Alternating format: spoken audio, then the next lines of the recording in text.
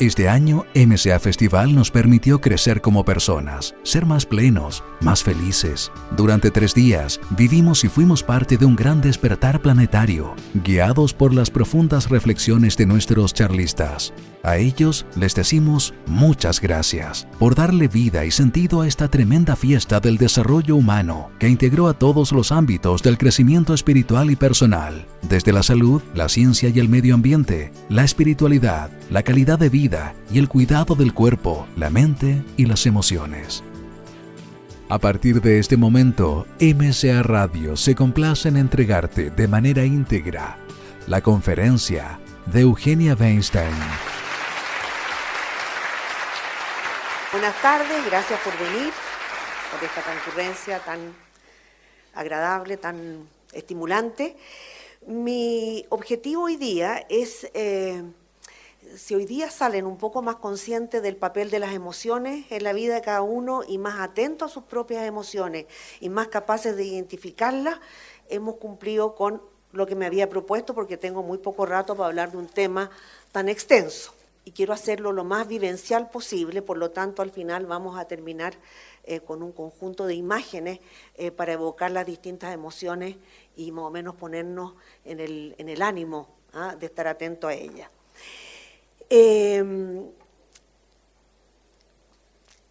¿Por qué hablo de cuáles son las emociones predominantes hoy? Porque las emociones han subsistido a pesar de la evolución, es decir, a pesar de los 50 millones o 100 millones de años de la evolución, estas persisten. Y si estas persisten es que tienen un rol. El pelo a nosotros se nos fue cayendo, fuimos cambiando muchas de nuestras características a medida de que evolucionaba el hombre. Y si las emociones existen es porque tienen una función muy específica en nuestra sobrevivencia. Y eso es importante tenerlo muy claro. Si no tuvieran un rol en nuestra sobrevivencia, habrían desaparecido. O sea, son fundamentales, hay que prestar atención a ellas, son una señal.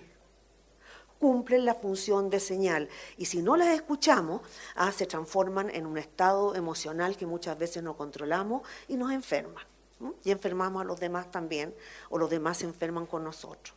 Por lo tanto, es importante saber que subsistieron, que en cada época se expresan de manera distinta o hay distintos temas que las hacen más vigentes y que las relaciones afectivas donde estas emociones se expresan no son independientes del contexto social, político, económico, ambiental, espiritual, como queramos ponerlo, en el cual estamos viviendo.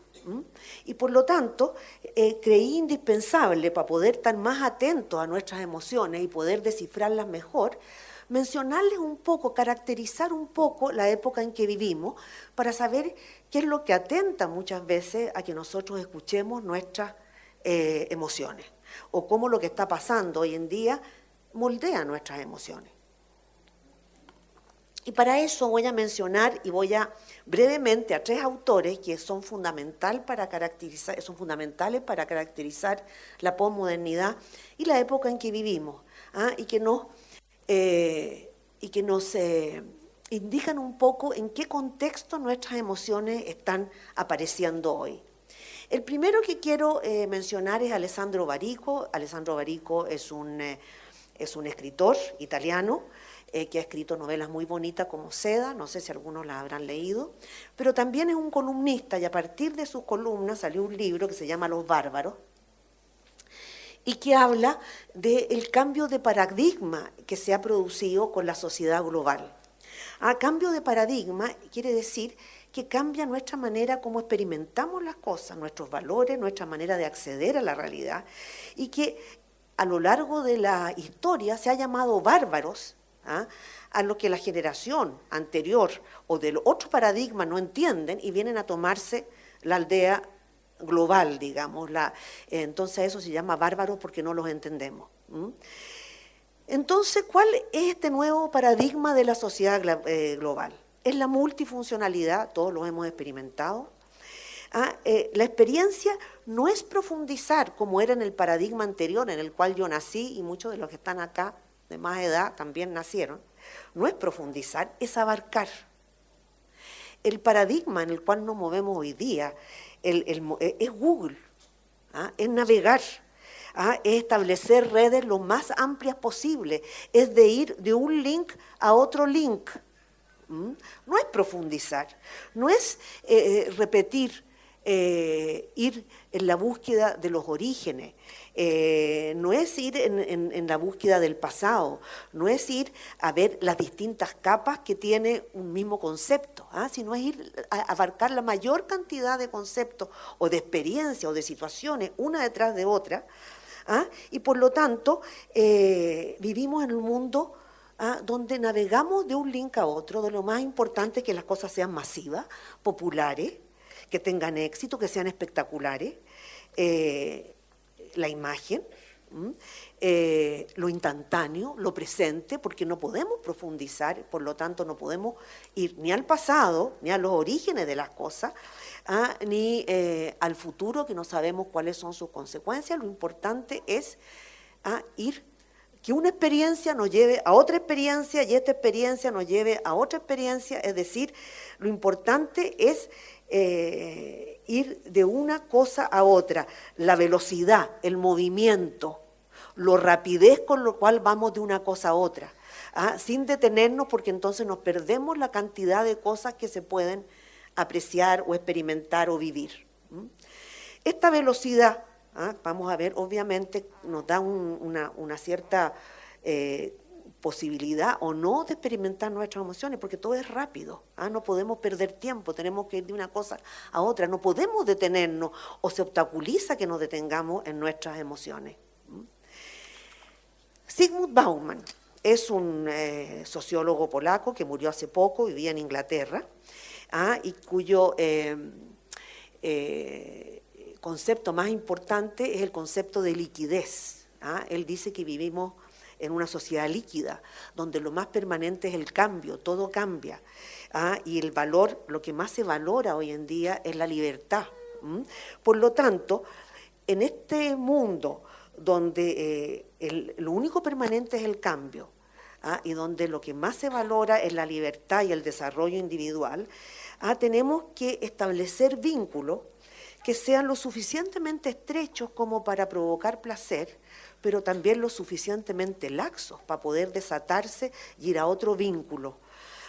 Por tanto, las cosas se han vuelto mucho más desechables, menos estables, y donde obviamente el carácter de las relaciones es mucho más volátil, mucho más inestable y mucho más volátil. Por lo tanto, a ver si la puedes calmar, no te preocupes. Ya. El modelo de la red, entonces, ¿cuál es el modelo? Aquí también es la red, pero tiene que ver con la posibilidad de conectarse y desconectarse. Estos vínculos que se dan en la sociedad líquida, donde todo es y al ratito deja de ser. Entonces la red y los vínculos que establecemos en la red, en Facebook, en Tinder, en fin, en todas las otras situaciones en Twitter, donde uno se conecta y se desconecta, y es tan válido conectarse como desconectarse. O sea, los vínculos al ritmo de un clic. Y por lo tanto todo es líquido. El hombre es más libre, es más autónomo, pero es mucho más solitario. De vínculo más inestable, más precario. Como veíamos antes en esta sociedad global donde todo es rápido, el movimiento, y donde por lo tanto las emociones son más inestables porque van cambiando o no podemos muchas veces detenernos en estas emociones. Y el tercer teórico de la modernidad, de la posmodernidad que quiero mencionar, es Byung-Chul Han. Esto es un coreano que vive en Berlín, es el filósofo, yo diría, más importante de nuestra época en cuanto a caracterizar la posmodernidad. Y él habla de la sociedad del cansancio. Él dice que cada época tiene sus enfermedades emblemáticas. Esto es súper interesante. Entonces dice que, por ejemplo, la época bacterial se acabó con el descubrimiento de los antibióticos. Después venía una época viral, esa fue la época donde empezó el SIDA, el VIH, que se expandía, o de las ciertas gripes que se expandían y que amenazaban como a matar a la humanidad, y resulta que por el desarrollo de la ciencia y la tecnología, esa época duró mucho porque los remedios, las vacunas, las drogas hoy en día pueden controlar estas enfermedades virales que se estaban expandiendo con la sociedad global. Y dice que ahora estamos en una época neuronal, donde las enfermedades propias de nuestra época son la depresión, el trastorno por déficit atencional, el trastorno limítrofe de personalidad, la impulsividad, y el síndrome de desgaste ocupacional. Y la diferencia de la época neuronal con la viral y la bacterial es que las enfermedades no son producidas por un agente exógeno, una bacteria, un virus que viene desde afuera, sino que son autoproducidas. Porque el ser humano hoy día vive en el estrés y se autoexplota. Hace 1000 cosas a la vez. Estamos en la sociedad del rendimiento, el trabajo, el hacer, totaliza la experiencia, la persona está conectada con la inmediatez, con la tecnología, está sobreexigido, cuando acaba de aprender una cosa ya surgió otra, hay urgencia porque hay tantas cosas que saber y que hacer, y el acceso a todo no nos deja detenernos en las cosas, y por lo tanto el cansancio arrasia con todo. Es la sociedad del cansancio, y por lo tanto, si lo sumamos con el abarcar y con este permanente movimiento, eso lleva a mucha soledad y mucha angustia, que es la depresión, el síndrome de déficit atencional, todos tenemos, porque todos tenemos mala la memoria, nadie se acuerda de nada, porque tenemos tantas cosas en la cabeza inmediatamente. Hace 50 años teníamos exactamente 100 veces menos cosas en la cabeza, y por lo tanto todos tenemos déficit atencional, unos más, otros menos, pero claramente eso no, y por lo tanto la capacidad de concentrarnos, todo esto para ver el contexto en el cual se dan nuestras emociones. Y por lo tanto, en esta sociedad del cansancio, donde lo importante es el poder y el hacer, la persona es empresaria de sí misma, ya no es explotado por otra persona, sino que se autoexplota a sí mismo, es un emprendedor de sí mismo, se autoexplota y por lo tanto es a la vez su amo y su esclavo. ¿Por qué? Porque tenemos posibilidades ilimitadas, mucho que aprender, mucho que hacer, mucho que experimentar, y estamos continuamente sometiéndonos a esto. Todas estas cosas ensordecen. También él habla de la muerte de Eros, porque tenemos tanto acceso a otros, a través de las redes virtuales, que el otro pierde rostro. Y dice que Eros solo se manifiesta cuando hay un otro con rostro, con cara, con emociones que comprendemos, que entendemos. Al desaparecer el otro con rostro, dice que es la agonía de Eros. Se acaba Eros, que es la sensualidad máxima, y claro, queda la libido, entonces, ¿en qué se invierte en el yo? Por lo tanto, es una época del narcisismo y donde lo que nosotros ponemos en nuestro Instagram, etcétera, son selfies, fotos de nosotros mismos, es lo que estamos haciendo, publicamos nuestra vida y el otro se empieza a erosionar. Entonces,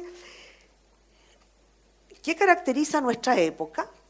La tecnología, la información, muchas posibilidades, la libertad, la autonomía, miles de situaciones que nos provocan muchas emociones, pero mucha dificultad para detenernos en ellas y entender de qué se tratan y qué nos están diciendo a nosotros, porque las emociones hablan, las emociones hablan.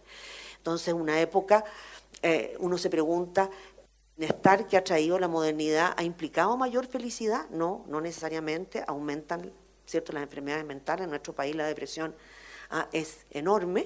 ¿Por qué? Porque el exitismo, el consumismo, el individualismo, la voracidad, el narcisismo atentan contra la felicidad, porque cuando las necesidades básicas están resueltas, el éxito, el dinero y la belleza y la fama nos reportan felicidad adicional. Todos los estudios lo muestran, uno lo experimenta, pero los estudios lo muestran. Obviamente, cuando las personas no tienen sus necesidades básicas cubiertas, el dinero y el bienestar económico tiene que ver con la felicidad, alcanzado un cierto nivel, ya no. Y por lo tanto, yo me voy a concentrar aquí un poquito en la pareja, que es el tema sobre el cual hablo. ¿Qué es lo que pasa?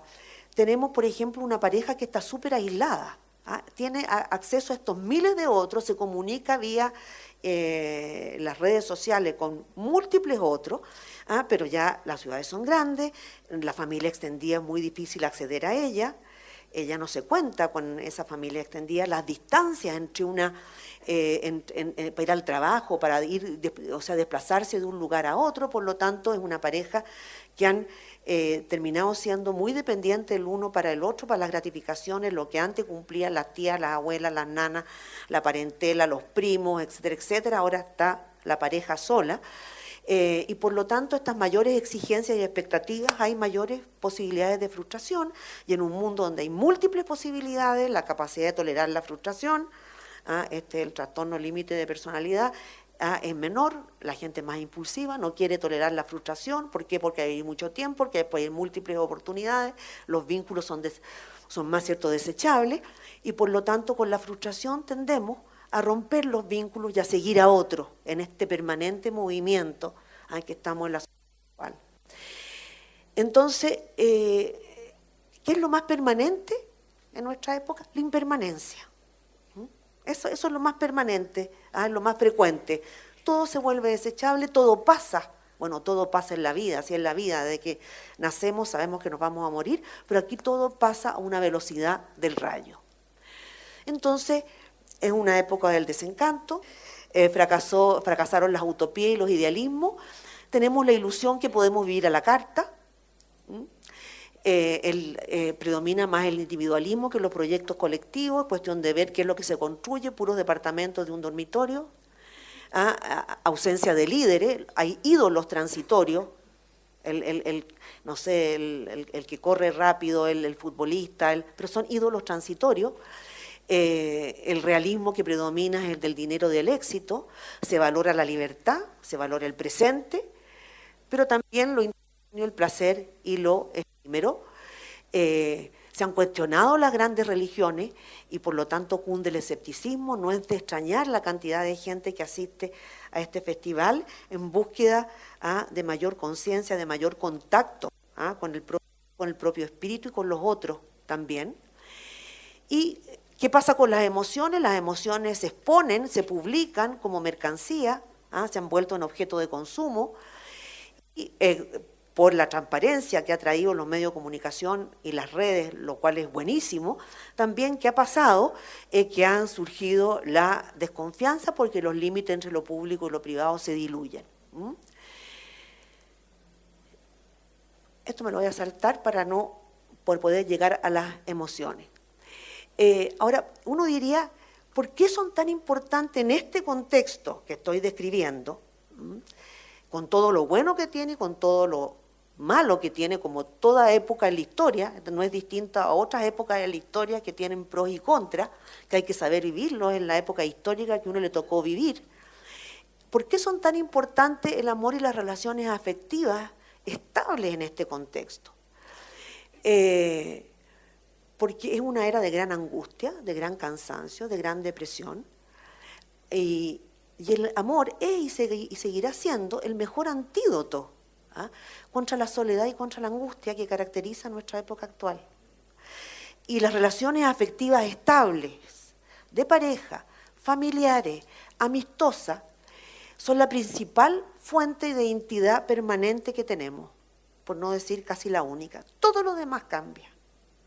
La gente antes vivía en la misma casa, en la misma ciudad, tenía la misma profesión, tenía los mismos amigos, la familia extendida. Hoy en día todo eso cambia. Vamos a probablemente ejercer varias profesiones, varios oficios, vamos a vivir en varias partes, en varias ciudades, en varios lugares, en varias casas. Las casas se han ido achicando, entonces podemos llevar mucho menos objetos personales, que las cosas que uno llama mías, nos dan identidad, y por lo tanto los vínculos estables en esta era de los vínculos desechables son nuestra mayor fuente de soporte psicológico en cuanto a identidad, donde yo me reconozco como una persona que sigo siendo la misma a pesar de todos los cambios. Yo sé que yo soy yo, porque sé que tú eres tú. Y si ese tú se disuelve, voy perdiendo entonces ese contacto conmigo misma y con los demás. Ya no sé quién soy, estoy perdida, me siento sola, me deprimo y me angustio. ¿Qué función cumplen las emociones? Y eso es lo que quiero centrar en esto, la charla, como decía, digamos, el objetivo es que después de esta charla ojalá se conecten con sus propias emociones. Las emociones cumplen la función de amplificar y prestar atención a lo que les haya causado. No hay emociones buenas y malas. Todo depende, las emociones no tienen moral. Lo que tiene moral son nuestras acciones. Lo que uno haga con las emociones es lo que tiene moral. ¿El amor es bueno o es malo? Depende. Pues, si mato por amor es pésimo. O sea, no que el amor en sí, la envidia es buena o es mala. Aparentemente una herida es mala. Si me permite entender que realmente hay cosas que yo quiero hacer y que las otras personas están haciendo, y bueno, yo me puedo preguntar por qué no las hago yo. Si es que esto me lleva a reflexionar sobre mí mismo, si no, es pésima. Entonces son una señal, las emociones son señales para que la persona prenda la luz de su conciencia. Es como un foco. Si nosotros nos detenemos en una emoción, es un foco que nos amplifica lo que necesitamos, lo que queremos, lo que nos está pasando, por lo tanto lo que podemos hacer con lo que nos está pasando. Y tomar las medidas para vivir mejor. Si no sabemos lo que nos pasa, mal podemos entender. Aquí vamos, lo que nos da rabia, de repente nos pasan cosas y no tenemos tiempo, estamos tan apurados que no tenemos tiempo para procesar lo que nos está pasando y se nos van acumulando estados emocionales hasta que nos enfermamos, estamos estresados, porque no nos damos el tiempo para prender esta luz y decir, esta emoción es importante y tengo que entenderla. Me va a decir cosas de mí. Si no, se me va a transformar en un estado permanente y que yo no voy a entender, voy a andar enrabiada todo el tiempo. Si no presto atención a mi rabia, voy a andar enrabiada todo el tiempo. Entonces mejor entender que me está produciendo rabia. Y nutren la inteligencia emocional, que las emociones necesitan ser tomadas en cuenta, leídas y interpretadas. ¿Qué es la inteligencia emocional? Se ha hablado tanto de la inteligencia emocional, ¿cierto? Es un término que todos usamos y que hay libros y libros que lo describen. Pero yo quiero centrarme en dos cosas fundamentales. Y eso es la inteligencia emocional, es la esencia, que es la capacidad para conocer y manejar nuestros propios sentimientos, para comprender, interpretar y enfrentar los sentimientos de los demás, sentirnos satisfechos en las relaciones interpersonales y favorecer la creatividad, la flexibilidad y la armonía. O sea, ser capaz de entender a nosotros mismos, ser capaz de sintonizar, empatizar con las emociones de los demás. ¿Cuándo decimos que alguien tiene inteligencia emocional? Cuando sintoniza con las emociones de los demás. Y en este interjuego de las emociones mías y las emociones del otro, nos vamos sintiendo mucho más satisfechos en las relaciones personales. Nuestras relaciones interpersonales son mucho menos conflictivas porque podemos ponernos en el lugar del otro y porque invitamos al otro a ponerse en el lugar nuestro y por lo tanto en ese ambiente crece la creatividad, la armonía y la flexibilidad. Y por lo tanto, ¿a qué apuntamos cuando pedimos concentrarnos, tener conciencia, tomar conciencia de nuestras emociones? Se hablaba ayer, asistí a la conferencia de la conciencia universal y también de esta conciencia de nosotros mismos, en tanto entes emocionales, que es lo que nos pasa.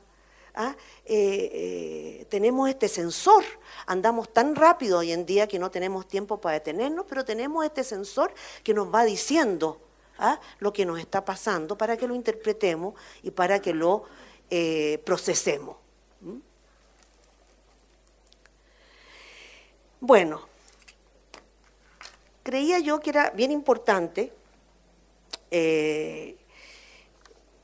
detenerme mucho más para después poder hacer preguntas. Y por eso me salté la parte del malestar de la pareja, que después lo podemos ver en las preguntas, si nos queda tiempo para preguntas. ¿Cómo podíamos representar en una charla donde es tan poco activo, hay una persona que habla y otros que escuchan, que todos pudiéramos sintonizar en una experiencia? Y por lo tanto encontré, y vamos a soñar y nos vamos a trasladar a Nueva York, al Museo de Arte Moderno, a una exposición que hubo en el 2006 del pintor noruego Edvard Munch, que no sé si lo conocen, si no se los voy a introducir acá. ¿Por qué lo elegí? Es un pintor que no necesariamente gusta y en su época no fue muy comprendido, pero esta exposición en Nueva York se llamó La vida moderna del alma, y por lo tanto uno podría decir de las emociones en nuestra alma en nuestra época moderna. Munch es un pintor expresionista que se caracterizó por su gran contenido emocional y por la expresividad, más que la perfección de su pintura, que es para nada perfecta. Él lo que trata es de pintar emociones, y de tal manera que quien vea el cuadro se mimetice y entienda y también se contacte con sus propias emociones. Él mismo se describió y dijo, hizo esta comparación, dijo que así como Da Vinci estudiaba la anatomía humana diseccionando cuerpos, lo que él intentaba era diseccionar almas. Y así como en los tiempos de Da Vinci diseccionar cuerpos no estaba permitido, él dice que también en nuestra época moderna, él es del principio del siglo XX, pero de ahí para adelante, diseccionar el interior tampoco es algo muy permitido. Supuestamente sí, todos decimos que sí, pero a la hora de los que hubo, cuando tenemos que contactarnos emocionalmente, nos cuesta diseccionar este interior y penetrar en este interior. Y claro, su pintura no fue muy entendida en su tiempo, y porque él pintaba los sentimientos, las emociones, que se tienen en las tragedias humanas, en la soledad, en la angustia, la muerte, el erotismo, la relación con los otros, la relación con uno mismo. Y por lo tanto los invito, como una manera de apreciar estas emociones en vez de teóricamente o con una charla, con estos cuadros y ir viendo cómo se pintan las emociones acá. Adán y Eva. Si se fijan, el paraíso es terrenal, es absolutamente terrenal, no es un mundo idealizado. La serpiente, más bien, es la naturaleza, que es voluptuosa. Todo en este cuadro muestra como lo rico, lo tentador, que es el mundo, que es la naturaleza en que vivimos. Y lo interesante, que Adán y Eva son ingenuos, puros, pero porque están vestidos. Todavía no saben lo que es desnudarse. No han llegado al momento en que uno se desnuda y entiende sus propias emociones, justamente al revés. Aquí están vestidos. Melancolía. Cuando el alma está triste, todo está triste. No solamente nosotros estamos tristes, todo nuestro mundo, nuestro exterior está profundamente triste. Todo parece vacío, vaciado de intereses. Los otros están distantes, si se fijan hay personas pero muy lejos, no nos llegan. Cuando estamos con melancolía, todo se vacía de intereses, los otros no nos llegan, los vemos pero están distantes de nosotros. Desnudo llorando. Aquí es súper interesante porque si se fijan no le vemos la cara ni las lágrimas a la persona, pero sabemos que la congoja, o sea, es un cuadro que pinta la congoja de una persona. Y no le vemos la cara, no le vemos las lágrimas. Es muy importante, una característica de este pintor es el pelo para pintar la sensualidad, sobre todo en la mujer. Ahí está la mujer desnuda con toda su sensualidad, sus emociones. Este rojo, estos colores intensos, nos muestran su pena y sus lágrimas, sus emociones, sin un rasgo de la cara y sin una lágrima. El día después, la verdad que no se requiere mayor explicación, ¿cierto?, de este cuadro. Lo miramos y sabemos las emociones que ocurrieron la noche anterior. Sabemos las emociones, bueno, ahora está en un estado durmiendo, relajada total. Ahí vemos el vino, el trago, lo que pasó el día anterior. Y podemos imaginarnos las emociones de lo que pasó antes y lo que va a pasar después. ¿Cómo será ese despertar del día? Aquí viene un autorretrato de Munch, que se llama El Noctámbulo. Yo no sé cuántos de ustedes han padecido insomnio, pero pinta, expresa particularmente bien esto de deambular por la noche en la casa vacía, no hay nadie, y uno se da vuelta por las habitaciones que están vacías de personas. Si se fijan en el afuera, miren las maneras de pintar las emociones, si se pueden pintar en un cuadro, bueno, las podemos captar en nosotros. Afuera hay luz, este estado de alerta, aunque sea noche hay un estado de alerta absoluto. Están todos durmiendo, está todo vacío de personas. Y el cansancio de esta persona que no se le ven los ojos, pero intuimos en su rostro, ¿cierto?, el cansancio y la desazón que genera el insomnio. Consuelo. Si se fijan nuevamente, no hay cara, que es muy importante destacarlo en una emoción, en un pintor que pinta emociones y que no pinta caras. Nuevamente el pelo rojo, la pasión, las manos de ella tapándose los ojos, las manos de él abrazándolo, esa sombra negra en la pieza, que también refleja la contención que hay en la relación de uno con otro. Ese abrazo nos muestra contención, apoyo. Celos.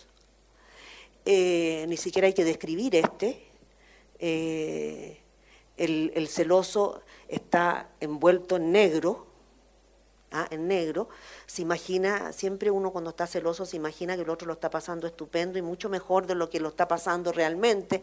La mujer desnuda, con unas pieles y unas cosas, y él sumido en su negrura,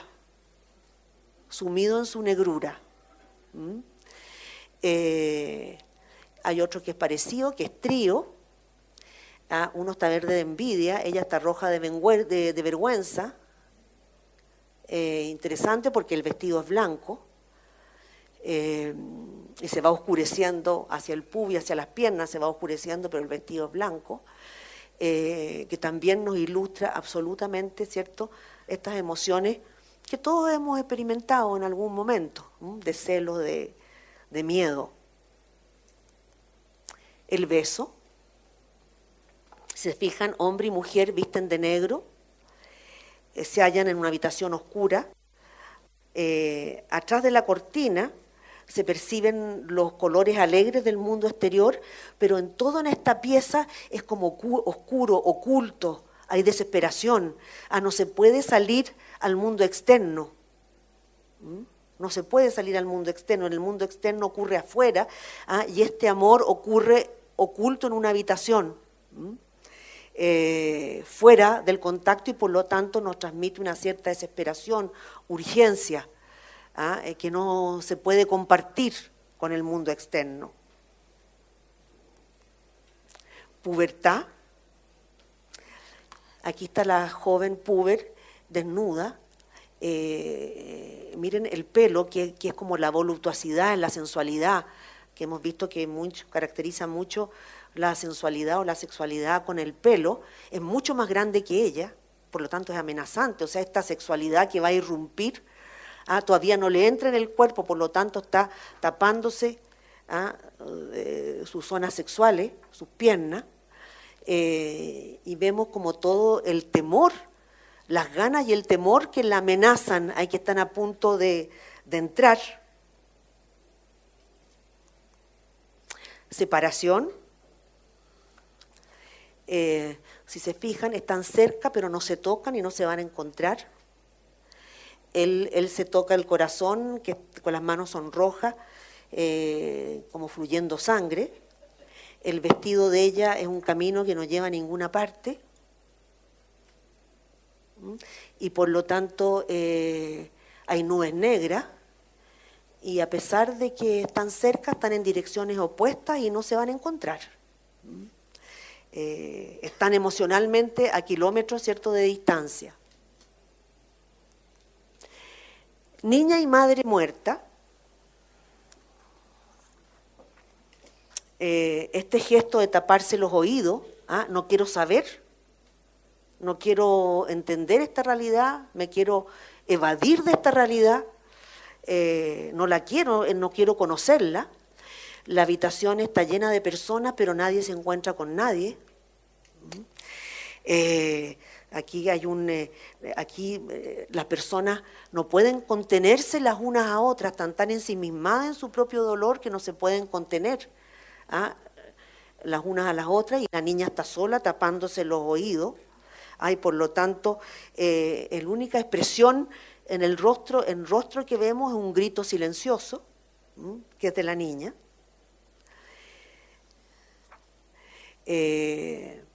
Bueno, y este es el cuadro más famoso de Munch, que es El grito.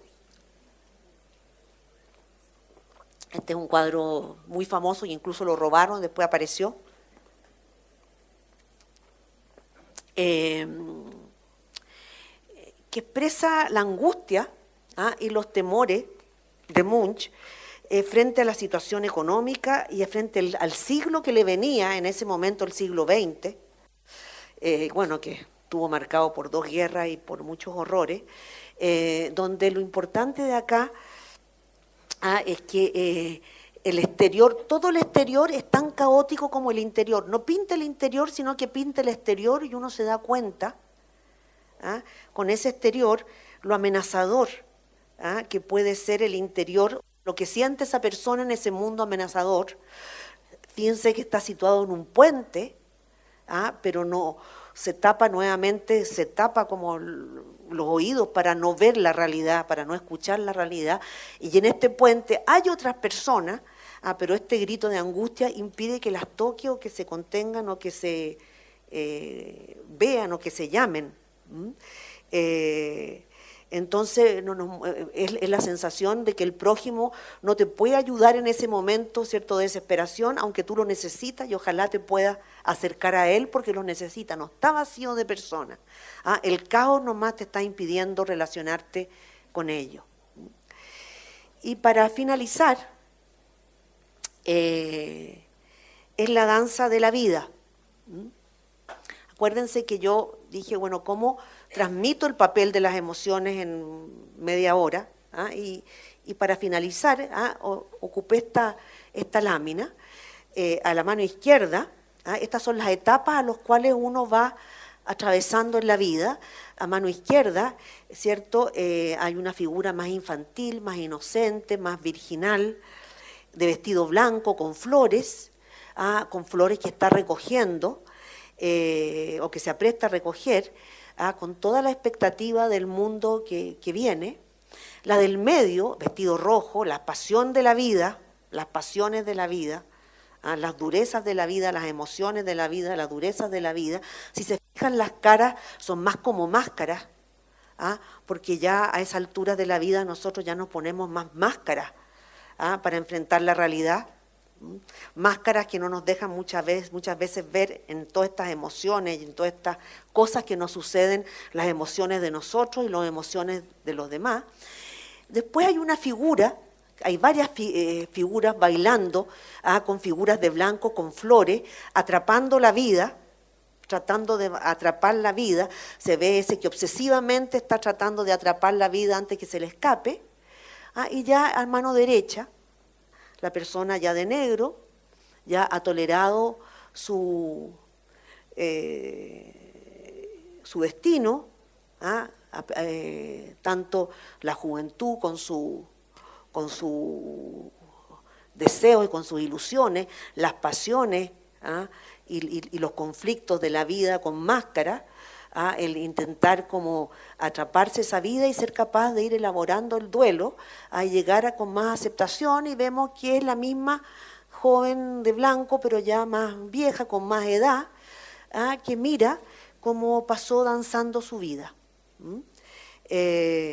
Bueno, espero, no nos quedan justamente, que quería dejar 10 minutos, nos quedan 6 minutos para preguntas, pero pensé que esta era la mejor manera de hablar. ¿Nos quedan 2? 3 minutos, chuta ya. Esta era la mejor manera, en breve tiempo, de pintarles y de llamarlos a concentrar la atención en sus emociones y en la de los demás. Y en esta danza de la vida, que la disfruten y que no se les vaya sin contactarse con ustedes mismos. Eso es. Y así termina la conferencia de Eugenia Weinstein. Los invitamos a escuchar cada lunes y miércoles a las 19 horas las charlas de grandes relatores que estuvieron presentes en MCA Festival 2017, con repetición cada sábado y domingo a las 11 horas. Somos MCA Radio, mente, cuerpo y alma.